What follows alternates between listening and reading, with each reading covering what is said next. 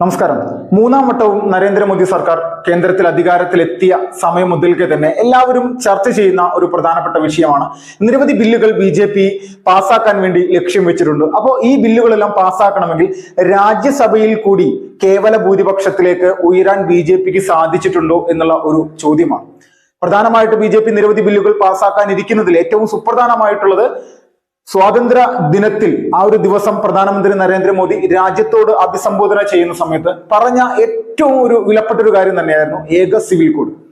രാജ്യത്തിന്റെ സാമൂഹികമായിട്ടുള്ള പല കാര്യങ്ങളും പരിഷ്കരണങ്ങൾ കൊണ്ടുവരാൻ വേണ്ടിയിട്ട് ഈ പറയുന്ന ഏക സിവിൽ കോഡിന് സാധിക്കും. അപ്പൊ അത് വലിയ പ്രതീക്ഷയാണ്. പക്ഷെ ഇവിടുത്തെ പല മതമൗലികവാദികളും ഇതിനെ വലിയ തരത്തിൽ എതിർക്കുന്നുണ്ട്. ഇത് ഞങ്ങളുടെ മതത്തിൻ്റെതായിട്ടുള്ള പല കാര്യങ്ങളുടെയും പല മതസ്വാതന്ത്ര്യങ്ങൾക്കും എതിരാണെന്നും ബി ഹിന്ദുത്വ അജണ്ട അല്ലെങ്കിൽ ഒരു ഹിന്ദു രാഷ്ട്ര പ്രഖ്യാപനത്തിലേക്ക് കൊണ്ടുപോകുന്ന മതരാഷ്ട്രത്തിലേക്ക് കൊണ്ടുപോകുന്നതിന് വേണ്ടിയുള്ള ഒരു കാര്യങ്ങളാണ് ഇങ്ങനെ മോദി ചെയ്തുകൊണ്ടിരിക്കുന്നത്, അല്ലെങ്കിൽ അമിത്ഷാ ടീം ചെയ്തുകൊണ്ടിരിക്കുന്നത്. അപ്പോൾ ഇതെല്ലാം വലിയ തരത്തിൽ രാജ്യത്തിന് ഭീഷണിയാണ്. ആ ഭീഷണിയുടെ പ്രധാനപ്പെട്ട ഒരു കാരണം അല്ലെങ്കിൽ അതിലേക്ക് നയിക്കാവുന്ന ഒരു കാര്യം കൂടിയാണ് ഈ ഏക സിവിൽ കോഡ് എന്നുള്ള രീതിയിലേക്ക് പറയുന്നത്. അപ്പോൾ നമ്മൾ എല്ലാവരും മനസ്സിലാക്കുക, ഈ രാജ്യസഭയിൽ എത്രയാണ് സീറ്റ്, അല്ലെങ്കിൽ രാജ്യസഭയിൽ ബി അല്ലെങ്കിൽ NDAക്ക് എന്താണ് സ്ഥിതി എന്നുള്ളത് നമുക്കൊന്ന് പരിശോധിച്ചാൽ 229 അംഗ രാജ്യസഭാ സീറ്റുകളാണുള്ളത്. അപ്പൊ ഈ ഒരു രാജ്യസഭാ സീറ്റിൽ ബി നിലവിലുള്ളത് 89 ഈ 89ന്റെ കൂടെ സഖ്യകക്ഷികൾ അല്ലെങ്കിൽ NDAയുടെ സഖ്യകക്ഷികൾ കൂട്ടുമ്പോൾ 105 സീറ്റുകളും അതോടൊപ്പം തന്നെ നിലവിൽ പ്രത്യേകമായിട്ട് കേന്ദ്ര സർക്കാരിനെ സപ്പോർട്ട് ചെയ്യുന്ന MP എന്നുള്ള നിലയിലേക്ക് അതിൽ ഒരു 6 പേർ വേറെ കൂടി. അപ്പൊ എല്ലാവരും കൂടി ഇപ്പോഴത്തെ NDAയുടെ അല്ലെങ്കിൽ കേന്ദ്ര സർക്കാരുമായി ബന്ധപ്പെട്ട് നിൽക്കുന്ന ഒരു MP എണ്ണം അത് 111.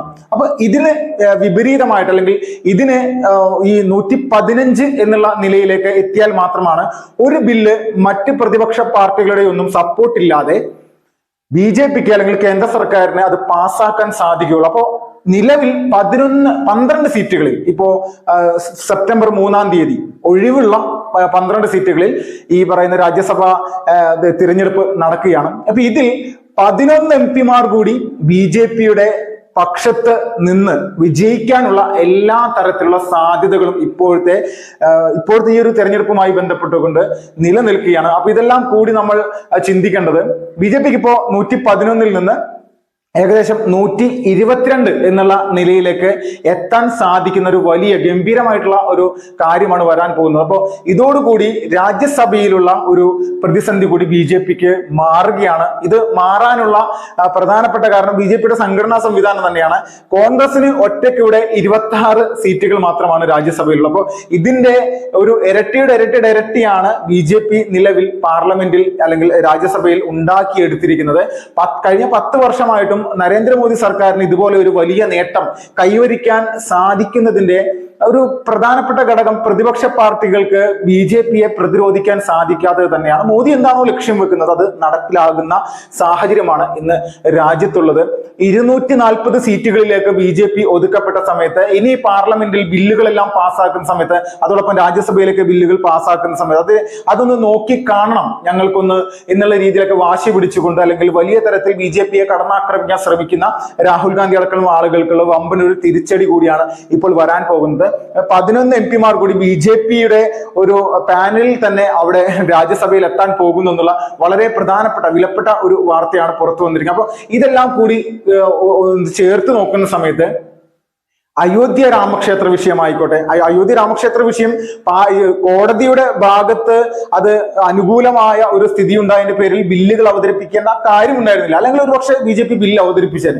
അതോടൊപ്പം ഏറ്റവും വലിയ രീതിയിൽ കോൺഗ്രസിനെ അല്ലെങ്കിൽ കോൺഗ്രസിന്റെ ഭരണകാലത്ത് മുതൽ ബി വലിയ തരത്തിൽ പ്രതിഷേധത്തിലായിരുന്ന ഒരു പ്രധാനപ്പെട്ട കാര്യം തന്നെയായിരുന്നു ജമ്മു കാശ്മീരിന്റെ പ്രത്യേക പദവി, അതോടൊപ്പം പൗരത്വ ഭേദഗതി ബില്ല്. ഈ ജമ്മു കാശ്മീരിന്റെ പ്രത്യേക പദവി എടുത്തു കളയുന്നതിൽ പ്രതിഷേധം ഉണ്ടായെങ്കിൽ പോലും പൗരത്വ ഭേദഗതി ബില്ലുമായി ബന്ധപ്പെട്ടുകൊണ്ടുണ്ടായ പ്രതിഷേധമാണ് രാജ്യത്ത് ബി ഇത്രയും അല്ലെങ്കിൽ കഴിഞ്ഞൊരു 10-10.5 വർഷമായിട്ട് വലിയ തരത്തിൽ തന്നെ പ്രതിപക്ഷ പാർട്ടികൾ നടത്തിയ സമരങ്ങളിലൊന്നും.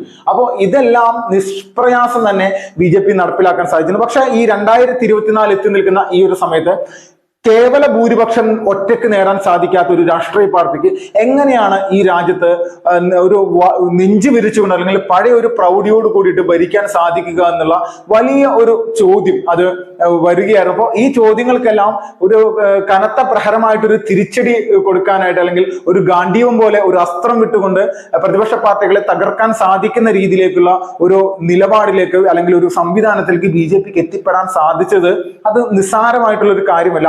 അടുത്ത വട്ടം പാർലമെന്റ് തിരഞ്ഞെടുപ്പ് വരുമ്പോഴും ഞങ്ങൾ തന്നെ അധികാരത്തിലിരിക്കും. ഞങ്ങൾ എന്താണോ ഉദ്ദേശിച്ചിരിക്കുന്നത് അതിനെ എതിർക്കാനോ മറികടക്കാനോ നിലവിലെ ഇന്ത്യ സഖ്യത്തിന് സാധിക്കില്ല. അതുമായി ബന്ധപ്പെട്ടുകൊണ്ടുള്ള വളരെ ആത്മവിശ്വാസം ഉണ്ടാക്കുന്ന രീതിയിലുള്ള കുറെ സർവേ ഫലങ്ങളാണ് സംസ്ഥാന തിരഞ്ഞെടുപ്പ് തലങ്ങളുമായി ബന്ധപ്പെട്ടുകൊണ്ട് പുറത്തേക്ക് വരുന്നത്. അതിൽ പ്രധാനമായിട്ട് മധ്യപ്രദേശ് തന്നെയാണ്, പ്രധാനമായിട്ട് മഹാരാഷ്ട്ര തന്നെയാണ്. മഹാരാഷ്ട്രയുടെ നിലവിലത്തെ ഒരു രാഷ്ട്രീയ സാഹചര്യം അനുസരിച്ച് ഇന്ത്യ മുന്നണിക്ക് ഏറ്റവും വലിയ നേട്ടം ഉണ്ടാക്കാൻ സാധ്യത ഉണ്ടായിരുന്ന ഒരു സംസ്ഥാനമായിരുന്നു. ഈ പാർലമെന്റ് തിരഞ്ഞെടുപ്പിൽ BJPക്ക് 41 അല്ലെങ്കിൽ NDA സഖ്യത്തിന് 48-ൽ 41 സീറ്റുകൾ ഉണ്ടായിരുന്നത് ഈ 41-ൽ നിന്ന് 16-ലേക്ക് ചുരുങ്ങി പോകാനുണ്ടായ സാഹചര്യം ഇന്ത്യ സഖ്യത്തിന്റെ ഒരു പ്രവർത്തന വിജയമാണ് എന്നുള്ള രീതിയിലേക്കുള്ള നിരീക്ഷണം തന്നെ. പക്ഷെ കൃത്യമായിട്ട് 1-2 മാസങ്ങൾക്ക് ശേഷം ആ ഇന്ത്യ സഖ്യത്തെ കൃത്യമായിട്ട് മറികടക്കാനായിട്ട് BJP എങ്ങനെ സാധിക്കുന്നു എന്നുള്ളത് ഒരു അത്ഭുതകരമായിട്ടുള്ള കാര്യം തന്നെയാണ്. അതുമായി ബന്ധപ്പെട്ടുള്ള റിപ്പോർട്ടുകളും സർവേ ഫലങ്ങളുമാണ് പുറത്തേക്ക് വരുന്നത്. എങ്ങനെ BJP ഇതിനെ മറികടക്കുന്നു അല്ലെങ്കിൽ BJPക്ക് എങ്ങനെ സാധിക്കുന്നു എന്ന് നോക്കിക്കഴിഞ്ഞാൽ കൃത്യമാണ്, വ്യക്തമാണ്. ഒരു തരത്തിലും നമ്മുടെ രാജ്യത്തിന്റെ സുരക്ഷയ്ക്ക് അല്ലെങ്കിൽ രാജ്യത്തിന്റെ അഖണ്ഡതയ്ക്ക് ഏതെങ്കിലും തരത്തിൽ ഭീഷണിയാവുന്ന രീതിയിലേക്ക് ഏത് ഒരു സംവിധാനം മുന്നോട്ട് വന്നാലും ആ സംവിധാനത്തെ നശിപ്പിക്കുക എന്നുള്ള നിലപാടാണ് യഥാർത്ഥത്തിൽ BJP കൈക്കൊള്ളുന്നത്. രാഷ്ട്രവാദികളായിട്ടുള്ള ആളുകൾ അവരെ കൂടെ നിർത്താൻ BJPക്ക് കഴിയും. അത്രത്തോളം വലിയ സംഘടനാ സംവിധാനം മഹാരാഷ്ട്രയിൽ പോലും BJP സെറ്റ് ചെയ്ത് വെച്ചിരിക്കുകയാണ്.